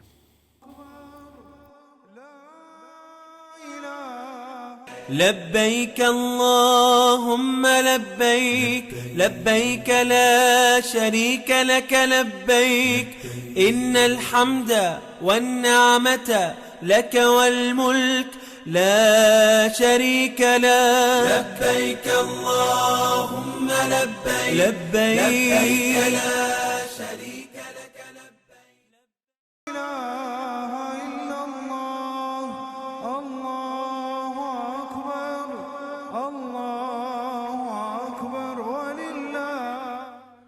بسم اللہ الرحمن الرحیم۔ ٹیلی فون لائنز اوپن ہے، کو بات کرنا چاہتے ہو کر سکتے ہیں۔ بریک سے پہلے یہ بات چل رہی تھی کہ قربانی جو ہے جب سے نسل انسانی کی ابتدا ہوئی وہاں سے قربانی کی ابتدا وہاں سے ہوئی ہے۔ پہلے انبیاء علیہ السلام کے دور کے اندر قربانی کے قبول ہونے کی یہ علامت تھی کہ آسمان سے آگ آتی ہے اور اس کو جلا دیتی، کھا جاتی، تو وہ قربانی قبول ہوتی۔ تو حابیل اور قابیل نے جو قربانی پیش کی ہے تو حابیل کی قربانی کو اللہ نے قبول کیا اور قابیل کی قربانی کو قبول نہیں کیا، بلکہ پہلے لوگ جو ہے حضور صلی اللہ علیہ وسلم پر ایمان نہ لانے کی ایک عذر یہ بہانہ یہ کرتے تھے، یہ کوئی بات نہیں تھی، یہ بہانہ یہ کرتے تھے کہ حتی تأتینا بقربان تأکلہ النار، کہ پہلے انبیاء علیہ السلام مال غنیمت اور یہ قربانی جو ہے ان کے جو ہے آسمان سے آگ آتی وہ جلا دیتی تھی، لیکن آپ کا ایسا نہیں ہے۔ یہ حضور صلی اللہ علیہ وسلم کی برکت کی وجہ سے، حضور صلی اللہ علیہ وسلم کے رحمت کی وجہ سے کہ اللہ رب العزت نے کہا کہ آپ کی قربانی قبول بھی ہو جائے گی اور تم خود اس سے جو ہے نفع اٹھا لیں۔ تو یہ جو ہے قرآن حکیم نے ان کو جواب دیا سورہ مائدہ کے اندر کہ تم جو کہتے ہو کہ آسمان سے قربانی آتی، یہ تمہارا سوال صحیح نہیں ہے، تم یہ صرف بہانہ بنا رہے ہو، تم ہیلا جوئی کر رہے ہو۔ تم نے ان انبیاء علیہ السلام پر کون سا ایمان لایا تھا جن کے ہاں یہ قربانی جو ہے آسمان سے آگ آ کے ان کو جلا دیتی تھی؟ تم نے تو ان کو جھٹلایا، ان کی مخالفت کی ہے، یہاں تک کہ ان کے قتل تک تم نے دریغ نہیں کیا کہ انبیاء علیہ السلام کو قتل کیا، لہذا تمہاری بات یہ نہیں۔ اور دوسری بات یہ ہے کہ اللہ رب العزت سال میں ایک مرتبہ اپنے بندوں کی، انسانیت کی عمومی دعوت کرتے ہیں، عمومی یہ دعوت ہوتی ہے تو اللہ کی طرف یہ دعوت ہوتی ہے. فرمایا کلوا منہا واطعموا القانع والمعتر، کہ یہ ہے اس میں مسلمان بھی کھا سکتا ہے اور نان مسلم کو بھی آپ قربانی کا گوشت دے سکتے ہیں. تو فرمایا اللہ کی طرف سے عمومی دعوت ہے. اب خود اندازہ کریں کہ جو شخص اللہ کی طرف سے نمائندہ بن کر کے قربانی کرتا ہے تو وہ کتنی بڑی فضیلت اور کتنی بڑی اہمیت کا مرتبہ ہے کہ اللہ کا نمائندہ بن کر کے وہ قربانی کرتا ہے. یہ اللہ کی طرف سے اپنے بندوں کی ایک عمومی دعوت ہے. یہ جو قربانی کی جاتی ہے یہ حضرت ابراہیم علیہ السلام کی سنت ہے، اللہ کی رضا ہے اور مخلوق کے فائدے کے لیے ہے کہ اللہ کی طرف سے دعوت ہے. خود حضور صلی اللہ علیہ وسلم نے خطبہ دیا تھا، کہا کہ اس سے کہ قربانی کا گوشت تمہارے 3 دن سے زیادہ تمہارے گھر کے اندر نہیں ہونا چاہیے. تو دوسرے سال جب خطبہ دیا، عید آئی، تو حضرت انس رضی اللہ تعالیٰ، حضرت ابو سعید خدری رضی اللہ تعالیٰ عنہ نے دریافت کیا کہ اللہ کے رسول گزشتہ سال آپ نے یہ خطبہ دیا تھا کہ تیسرے دن کے بعد کسی کے ہاں قربانی کے ایک بوٹی بھی گھر کے اندر نہیں ہونی چاہیے. آیا وہ حکم اب بھی ہے یا نہیں ہے؟ آپ صلی اللہ علیہ وسلم فرمایا کہ نہیں، ابھی نہیں ہے. اس وقت اس لیے تھا کہ بہت سارے قبائل جو ہے وہ ہجرت کر کے یہاں آئے تھے، غربت تھی، ان کے بے سہارا تھے اور ان کے ہاں کچھ کھانے پینے کا انتظام نہیں تھا. اس لیے تو معلوم ہوا کہ معاشرے کے عمومی حوال کو دیکھ کر کے جو ہے یہ قربانی کا گوشت کا ہے، اب جو ہے وہ کھا سکتے ہیں. تو یہ جو قربانی کرتے ہیں، قربانی کرنے پھر جو ہے طواف کرتے ہیں، طواف کرنے کے بعد پھر دوبارہ مینا میں آ جاتے ہیں. وَاذْكُرُوا اللَّهَ فِي أَيَّامٍ مَعْدُودَةٍ، جو میں نے تلاوت کی تھی شروع کے اندر قرآن حکیم کی آیت، کہ اس کے اندر جو ایام معدودہ یہ 11، 12 اور 13ویں ذی الحجہ ہے. یہاں پر رمی کرتے ہیں، جمرات کو مارتے ہیں. پہلے دن تو کل کو تو انہوں نے جمرہ عقبہ، جس کو ہم کہتے ہیں بڑا شیطان، اس کو رمی کی. پھر آج جو ہے وہ تینوں کو کریں گے. پہلے دن زوال سے پہلے ہوتی ہے اور باقی ایام میں زوال کے بعد ہوتی ہے. اور یہاں بھی یہ بھی ایک فلسفہ ہے. جب حضرت ابراہیم علیہ السلام جب فلما بلغ معه السعي قال یا بنی انی ارى فی المنام انی اذبحک فانظر ماذا ترى، تو یہ جب ذبح کرنے کے لیے جا رہے تھے اپنے بیٹے کو، تو شیطان یہ اتنا بڑا عمل برداشت نہیں کر سکتا تھا کہ اللہ کی اتنے حکم کی فرمانبرداری، کہ اللہ کے کہنے پر ایک آدمی اپنے بیٹے کو، ایک پیغمبر اپنے بیٹے کو ذبح کرنے لگا ہے. تو اس نے یہاں آ کر کے حضرت ابراہیم علیہ السلام پہلے تو بہت سارے بہانے بنائے. حضرت حاجرہ کو اکسانے کی کوشش کی، لیکن وہ بھی تو اللہ کی ولیہ تھی، حضرت ابراہیم علیہ السلام کی جو ہے اہلیہ تھی، پیغمبر کی اہلیہ تھی. تو انہوں نے کہا کہ اگر اللہ کا حکم ہے، انہوں نے کہا پہلے تو اس نے کہا کہ کوئی باپ بیٹے کو ذبح کرتا ہے، کیا باتیں کر رہے ہو بابا؟ تو اس نے کہا کہ نہیں وہ کہتے ہیں اللہ کا حکم. اس نے کہا اگر اللہ کا حکم ہے ان کو کر لینا چاہیے. یہ حضرت حاجرہ کہتی ہیں. تو جب یہ ادھر سے مایوس ہو کر کے جب یہ یہاں آ کر کے جمرہ عقبہ جو شیطان کہتے ہیں، یہاں پر حضرت ابراہیم علیہ السلام کو روکنے کی کوشش کی، تو حضرت ابراہیم علیہ السلام نے یہ جو کنکریاں مارتے ہیں یہ اٹھا کر کے اس کو ماری. اور پھر نہ دوسرے پر پھر تیسرے پر جب زور سے ماری تو وہاں سے جو وہ بھاگا. اور یہ سارا جو ہے عمل جو ہے وہ ہوا. وَفَدَيْنَاهُ بِذِبْحٍ عَظِيمٍ، اللہ رب العزت نے جو ہے جنت سے ایک دمبا لایا. بعض کہتے ابن کثیر کہتے ہیں کہ یہ وہی دمبا تھا جو حابیل نے قربانی کی تھی. اور حضرت ابراہیم علیہ السلام کے جو اسماعیل علیہ السلام کا جو فدیہ بنا تھا یہ دمبا، تو اس کے کہتے ہیں کہ اس کے کھر اور اس کے جو ہے سر جو ہے یہ بیت اللہ کے اندر لٹکے ہوئے تھے. یا حجاج ابن یوسف نے بیت اللہ پر آتش زدگی کی تھی تو اس وقت جو ہے اس آگ کے اندر یہ جل گئے تھے، ورنہ پہلے یہ اس کے اندر یہ اس کے کھر اور اس کی جو ہے سر وغیرہ جو ہے یہ بیت اللہ کے اندر موجود تھے. اور بعض کہتے ہیں کہ یہ وہی دمبا تھا جو حضرت حابیل نے قربانی کی تھی، وہی فدیے کے اندر جو ہے اللہ نے اس کو بھیج دیا. وَتَرَكْنَا عَلَيْهِ فِي الْآخِرِينَ، اللہ نے فرمایا کہ اس کو ہم اس طریقے کو ہم قیامت تک کے لیے جاری رکھیں گے. اب یہ جو مقدس مقامات ہیں، یہاں پر انبیاء علیہ السلام بڑی بڑی قربانیاں دی ہیں. پھر عظمت بیت اللہ، پھر اس کے بعد جب انسان یہاں سے فارغ ہوتے ہیں یا پہلے یا بعد پھر مدینہ منورہ سفر کرتے ہیں، تو عظمت بیت اللہ اور ان مقامات کے بارے میں آپ اتنی بڑی عظمت ہے کہ اللہ رب العزت ہمیں بار بار ان جگہوں کی زیارت نصیب فرمائے.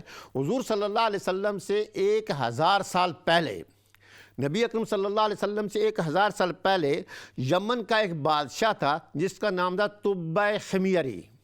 طب حمیری تھا، ایک مرتبہ وہ اپنی سلطنت کے دورے کے لیے نکلا۔ طب حمیری جو ہے یہ یمن کا بادشاہ تھا۔ ایک مرتبہ وہ اپنے سلطنت کے جو ہے دورے کے لیے نکلا تو 12,000 اس کے ساتھ علماء اور حکیم یعنی طبیب ڈاکٹر 12,000 علماء یہ تھے، اور 1,32,000 اس پر سوار تھے، یعنی جو گھوڑوں پر اونٹوں پر سوار تھے، اور 1,13,000 جو اس کے ساتھ پیدل سفر کر رہے تھے، پیادہ تھے، اس کے ہمراہ تھے، یعنی 12,000 علماء اور حکیم تھے، اور 1,32,000 جو اس پر جو سوار تھے، اور 1,13,000 جو ہے وہ پیادہ جو اس کے ہمراہ تھے۔ اس شان سے نکلا، اس شان و شوکت سے نکلا، جہاں بھی پہنچتا اس کی شان و شوکت اور شاہی دیکھنے کے لیے، شاہی دیکھ کر مخلوق خدا چاروں طرف سے نظارہ کو جمع ہو جاتی۔ اب اتنی بڑی تعداد میں جب وہ جہاں بھی جاتا تو مخلوق خدا جو ہے اس کی حکومت کو، اس کی شان و شاہی کو دیکھنے کے لیے چاروں طرف سے جمع ہو جاتی۔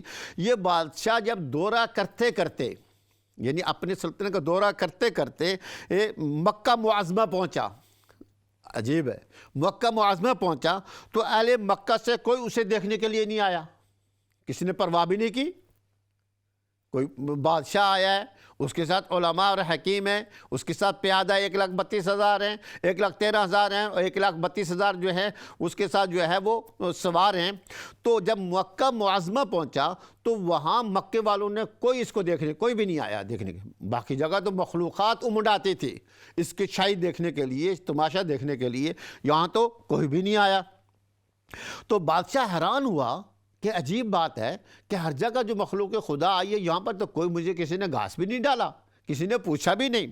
تو اس نے اپنے وزیر کو اس کی وجہ پوچھی، جو اس کے ساتھ وزیر وغیرہ تھا اس سے اس کی وجہ پوچھی، تو اس نے بتایا کہ اس شہر میں ایک گھر ہے، ایک گھر ہے جسے بیت اللہ کہتے ہیں۔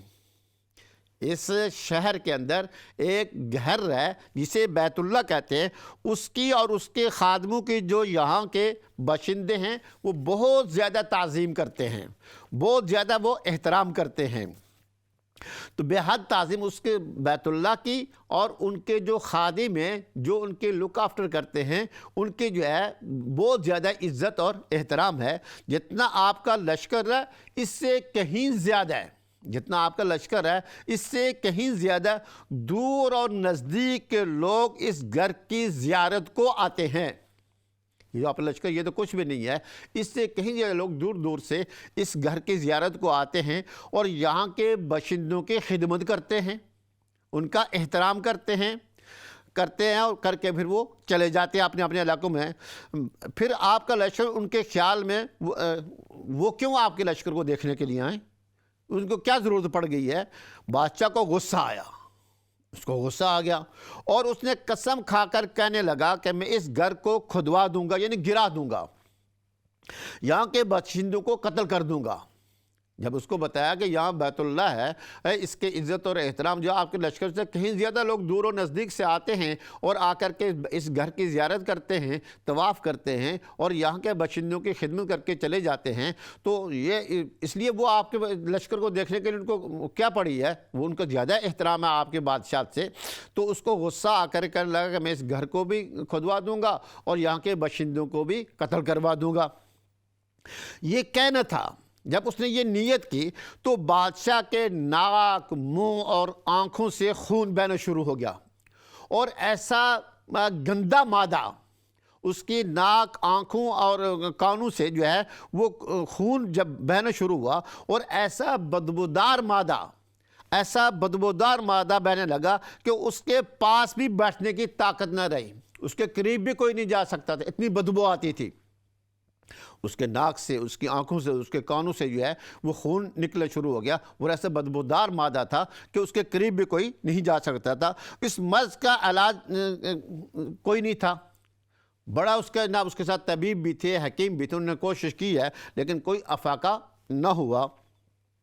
شام کے وقت ہی بادشاہی کے علماء میں سے، جو اس کے ساتھ علماء موجود تھے، ان میں سے ایک عالم ربانی جو پڑھا لکھا عالم تھا، اور اس وقت کے جو کتابیں، جو آسمانی کتابیں، ان کو جانتا تھا۔ ایک عالم ربانی تشریف لائے اور بادشاہ کی نبض دیکھ کر کہنے لگا مرض آسمانی ہے اور علاج جو ہے زمین کا ہو رہا ہے۔ کہا کہ جو مرض آپ کی جو بیماری ہے یہ تو آسمانی ہے اور علاج آپ کا زمین کا ہو رہا ہے۔ اور اس عالم ربانی نے، اس عالم نے کہا اے بادشاہ، اگر آپ نے کوئی بری نیت کی ہے تو فوراً اس سے توبہ کر لے۔ یہ توجہ کہ کہا کہ اگر کوئی تم نے بری نیت کی ہے، اب بادشاہ نے تو یہ نیت کی تھی کہ میں بیت اللہ کو گراؤں گا اور یہاں کے باشندوں کو قتل کروں گا، تو اللہ نے فوراً پکڑ لیا کہ اس کو منہ، ناک اور کانوں سے ایسا خون اور ایسے پیپ بہنے شروع ہو گئی کہ بڑی بدبودار تھی، کوئی علاج نہیں تھا۔ لیکن ایک عالم سمجھ گیا اس کی نبض دیکھ کر کے، اس نے کہا کہ مرض آسمانی ہے اور علاج زمینی ہو رہا ہے، اے بادشاہ اگر تو نے کوئی بری نیت کی ہے تو اس سے توبہ کر لے۔ بادشاہ نے دل ہی دل میں یہ توبہ کر لی کہ بیت اللہ شریف اور خدام کعبہ کے متعلق اپنے ارادے سے توبہ کر لی، یعنی بیت اللہ کے بارے میں جو اس نے ارادہ کیا تھا اس نے دل ہی دل کے اندر توبہ کی۔ توبہ کرتے ہی اس کا وہ خون اور وہ مادہ جو تھا، وہ جو پیپ وغیرہ تھی، بہنا بند ہو گیا، اب وہ ٹھیک ہو گیا۔ اور پھر اس بادشاہ نے صحت کی خوشی میں، تندرستی کی خوشی میں اس نے بیت اللہ شریف کو ریشمی غلاف چڑھایا، جو بیت اللہ پر غلاف ہے جو، تو اس نے اپنی صحت اور تندرستی کی خوشی کے اندر، صحت کی خوشی کے اندر جو ہے بیت اللہ کو جو ہے ریشمی غلاف چڑھایا، اور شہر کے ہر باشندے کو، ہر شخص کو 7 اشرفیاں اور 7 ریشمی جوڑے عطا کیے۔ ہر ایک کو 7 اشرفیاں اور 7 جو ہے اس کو جوڑے عطا کیے۔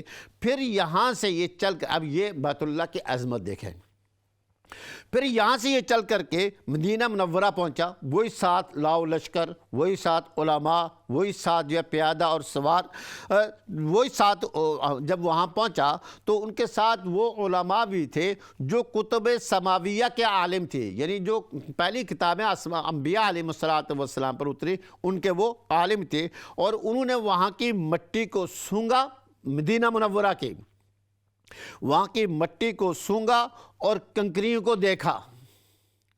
ان کی کتابوں کے اندر نشانیاں تھیں، یعرفون کما یعرفون ابناءہم۔ اب یہ بیت اللہ سے اس نے بیت اللہ کے غلاف چڑھایا ریشمی، وہاں کے باشندوں کو 7 اشرفیاں دی، 7 جوڑے عطا کیے، ریشمی جوڑے عطا کیے، اور پھر جو ہے وہاں سے مدینہ منورہ کی طرف رخ کیا۔ اور مدینہ منورہ جب پہنچے تو اس کے ساتھ کچھ علماء تھے جو پہلی آسمانی کتابوں کے عالم تھے، اور ان کے ہاں نشانیاں جو ہے حضور صلی اللہ علیہ وسلم کی تھی۔ انہوں نے مدینہ منورہ کی کنکریوں کو دیکھا اور وہاں کی زمین کو سونگا اور کہا کہ نبی آخر الزمان حضرت محمد مصطفیٰ صلی اللہ علیہ وسلم کی ہجرت گاہ کی جو علامتیں، حضور صلی اللہ علیہ وسلم کی ہجرت گاہ کی، جہاں پہ ہجرت کریں گے، ان کی جو نشانیاں اور علامتیں ہیں انہوں نے پڑھی تھی، ان کے مطابق اس سرزمین کو پایا جو انہوں نے اپنی کتابوں کے اندر پڑھی تھی۔ تو اس کے مطابق جو علامات تھی نبی اکرم صلی اللہ علیہ وسلم جو ہجرت فرمائیں گے، وہ ساری علامات، جو کنکریوں کو دیکھا، زمین کو سونگا، تو انہوں نے کہا کہ یہ جو علامات ہیں یہ آخری نبی جو ہے ہجرت کر کے یہاں آئیں گے، ان کے مطابق جو ہے اس زمین کو پایا۔ تو فرمایا جب یہ پایا تو انہوں نے کہا کہ ہم تو یہاں سے نہیں جاتے، ہم تو یہیں رہیں گے۔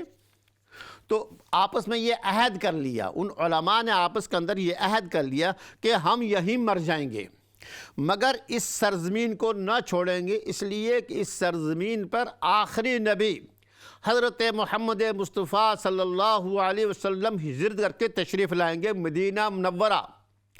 تو انہوں نے جب اس علامات کو دیکھی تو انہوں نے آپس میں یہ عہد کر لیا ہم تو یہاں سے نہیں جائیں گے، اگر ہماری قسمت نے ساتھ دیا تو کبھی نہ کبھی، اگر ہماری قسمت نے ساتھ دیا تو کبھی نہ کبھی جب نبی آخر الزمان صلی اللہ علیہ وسلم تشریف لائیں گے ہمیں بھی زیارت کا شرف جو ہے وہ حاصل ہو جائے گا۔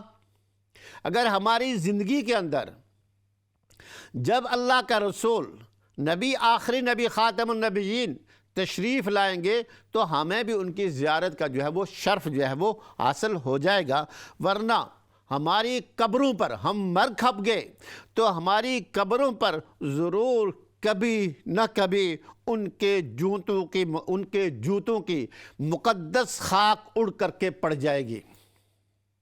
ان علماء نے، کیونکہ وہ سمجھتے تھے، پہلی کتابوں کے اندر موجود تھا نبی اکرم صلی اللہ علیہ وسلم کی علامات کا، انہوں نے کہا کہ یہ عہد کر لیا کہ ہم یہاں سے نہیں جائیں گے اور ہم یہیں رہیں گے، اگر ہماری زندگی میں اگر آپ صلی اللہ علیہ وسلم تشریف لے آئے تو ہم ان کی زیارت ہمیں نصیب ہو جائے گی، اگر نہیں تو ہم مر کھپ جائیں گے تو پھر جو ہے ان کے جوتوں کی خاک، ان کے جوتوں کی مٹی کہیں نہ کہیں جو ہے ہماری قبروں پر اڑ کر کے پڑ جائے گی، جو ہماری نجات کے لیے کافی ہوگی۔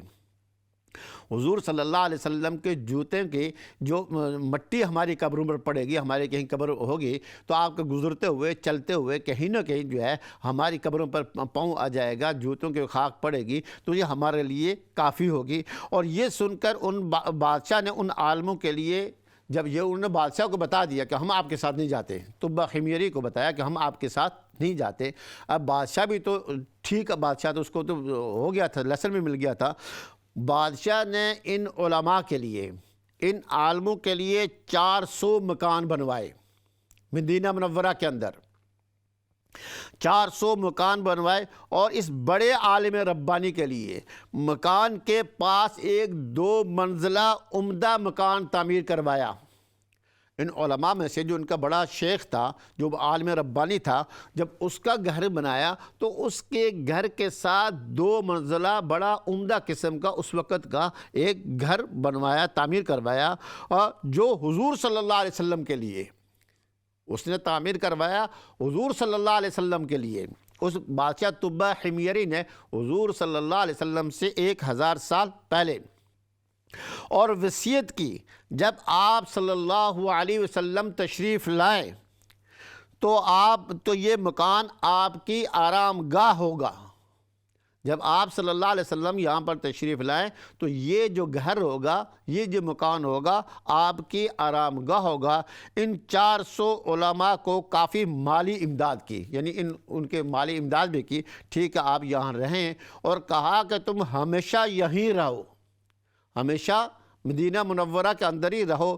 پھر اس بڑے عالم ربانی کو ایک خط لکھ کر کے دیا، اپنی طرف سے ایک خط لکھا تبہ حمیری نے 1000 سال پہلے حضور صلی اللہ علیہ وسلم کو خط لکھ کر دیا، اور کہا کہ میرا یہ خط اس نبی آخر الزمان صلی اللہ علیہ وسلم کی خدمت اقدس میں پیش کر دینا۔ اگر آپ کی زندگی کے اندر وہ تشریف لائے تو میری طرف سے یہ خط پیش کر دینا، ورنہ وعدہ کریں کہ اس خط کو نسلاً در نسل اپنی اولادوں کو یہ وصیت کر لینا کہ جب نبی آخر الزمان آئیں تو یہ خط آپ صلی اللہ علیہ وسلم کی خدمت میں پیش کریں۔ تو اگر زندگی میں آگے تو حضور صلی اللہ علیہ وسلم کی زیارت کا موقع نہ ملے تو اپنی اولادوں کو وصیت کر دینا کہ نسلاً در نسل میرا یہ خط محفوظ رکھیں، اور تاکہ نبی صلی اللہ علیہ وسلم کی خدمت اقدس میں پیش کیا جائے۔ اب وہ خط نبی صلی اللہ علیہ وسلم کی خدمت میں 1000 سال کے بعد پیش ہوا۔ وہ تبہ حمیری کا خط جو ہے نبی اکرم صلی اللہ علیہ وسلم کی خدمت میں 1000 سال کے بعد پیش ہوا۔ کیسے ہوا؟ خط میں کیا لکھا ہوا تھا؟ لکھا ہوا تو حضور صلی اللہ علیہ وسلم کی عظمت شان دیکھیے، کیا لکھا ہوا تھا؟ مدینہ کی حضور صلی اللہ علیہ وسلم کی عظمت شان دیکھیے، لکھا ہوا تھا جس کا ترجمہ یہ ہے، کم ترین مخلوق تبہ حمیری کی طرف سے، کم ترین مخلوق یعنی اللہ کی جو ہے مخلوق ہے اس میں سے کم ترین مخلوق تبہ حمیری کی طرف سے شفیع المذنبین سید المرسلین محمد صلی اللہ علیہ وسلم کی خدمت میں۔ اما بعد، اے اللہ کے حبیب، میں آپ پر ایمان لاتا ہوں۔ لکھا ہوا تھا اے اللہ کے نبی، کم ترین مخلوق طب حمیری کی طرف سے شفیع المذنبین سید المرسلین کی خدمت میں کہا کہ اما بعد، اے اللہ کے حبیب، میں آپ پر ایمان لاتا ہوں اور جو کتاب آپ پر نازل ہوگی اس پر بھی ایمان لاتا ہوں، میں آپ کے دین پر ہوں، پس اگر مجھے آپ کی زیارت کا موقع مل گیا۔ ایک کالر کی بات سن لیتے ہیں۔ السلام علیکم۔ ہلو جی السلام علیکم۔ جی السلام علیکم۔ جی وعلیکم السلام۔ کیسے ہیں بھائی آپ؟ عید مبارک۔ خیر مبارک جی، آپ کو بھی عید مبارک۔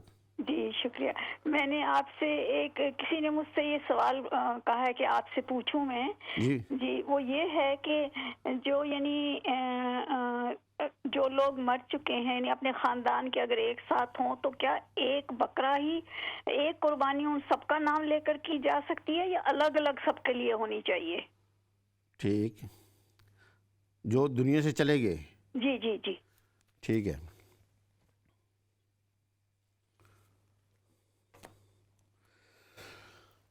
یہ ہے کہ اگر کسی نے مرنے والے نے وصیت کی تھی تو پھر تو ایک ہی قربانی ہوگی، ورنہ جو ہے جو نفلی آپ کریں گے تو اس کے ثواب کے اندر سب کی نیت کر سکتے ہیں۔ اپنی تو ہر ایک اپنی کرے گا، لیکن جو دنیا سے چلے گئے تو آپ ثواب کی نیت کے لیے وہ کر سکتے ہیں۔ بہتر تو یہ ہے کہ ہر ایک کے لیے علیحدہ علیحدہ کی جائے۔ تو چونکہ اب ختم ہو رہا ہے تو یہ بات جو ہے یہ تھا کہ اس نے یہ کہا کہ اللہ کے حبیب، میں آپ پر ایمان لاتا ہوں، جو کتاب آپ پر نازل ہوگی اس پر بھی ایمان لاتا ہوں اور آپ کے دین پر ہوں، پس اگر مجھے آپ کی زیارت کا موقع مل گیا تو بہت اچھا اور غنیمت ہے، اگر میں آپ کی زیارت نہ کر سکا تو میری شفاعت فرمانا۔ اور یہ وہی خط تھا جو ابو ایوب انصاری رضی اللہ تعالی عنہ کو پاس تھا اور ان کے جو آبا و اجداد سے، اور پھر وہی گھر تھا جہاں پر نبی اکرم صلی اللہ علیہ وسلم نے جا کر کے آرام فرمایا تھا، جو ابو ایوب انصاری کے پاس جو گھر تھا۔ اب جو کہ وقت ختم ہو گیا ہے، جو کچھ کہا گیا ہے سنا گیا ہے، اللہ رب العزت مجھے اور آپ کو عمل کرنے کی توفیق عطا فرمائے۔ لبيك اللهم لبيك لبيك لا شريك لك لبيك إن الحمد والنعمة لك والملك لا شريك لك لبيك اللهم لبيك لبيك لا شريك لك لبيك